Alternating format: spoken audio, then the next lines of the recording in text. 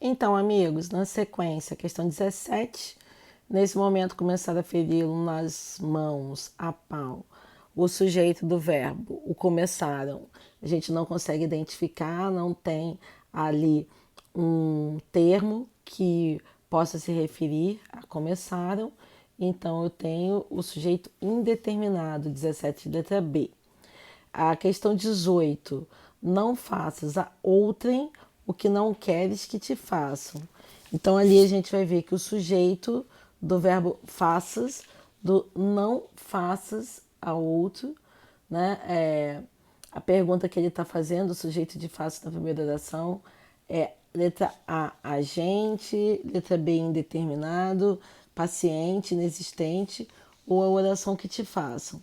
Não faças é sujeito oculto, é o tu, só que entre a classificação aí, se ele vai ser paciente, inexistente, indeterminado, ele é o sujeito agente, que apesar dele estar subentendido na desinência, é ele que vai praticar a ação de fazer. Então, 18, letra A. Na 19, éramos velhos amigos na praia quase deserta. O sujeito da oração do éramos é o nós, que é o sujeito oculto, ou, numa terminologia mais moderna, ele é subentendido. Ele está presente pela desinência do verbo.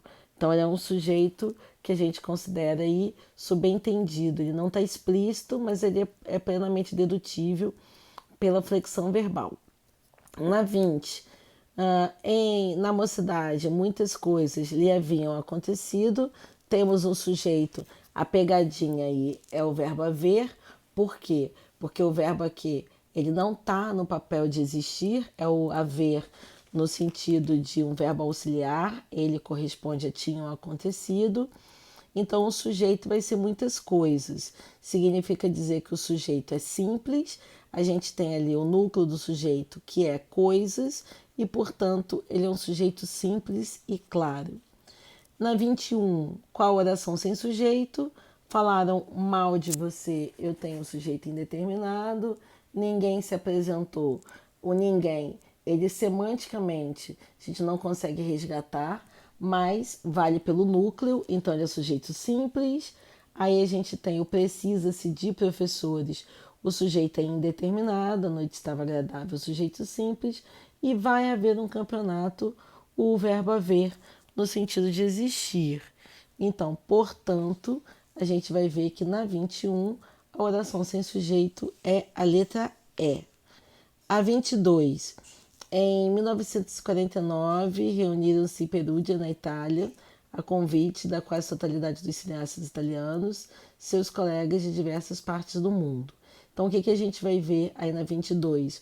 Houve uma oração em que o sujeito ficou posposto, então ele teve aí uma intercalação, porque Itália, convite da totalidade dos cineastas, só que quem responde a pergunta, né, é da flexão verbal, de quem se reuniu, a gente vai ter aí os colegas, porque os colegas de diversas partes do mundo, o núcleo ali é o colegas.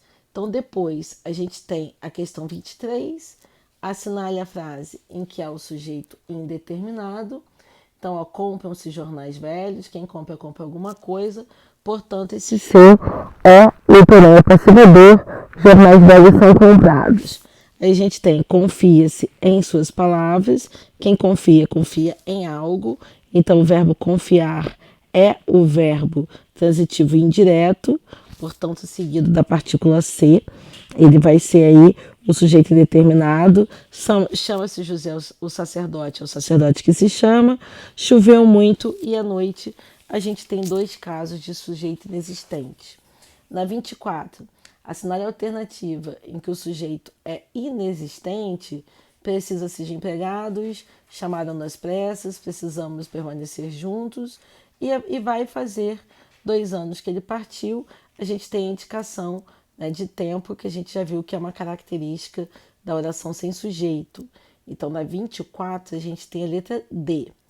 25, que há entre a vida e a morte.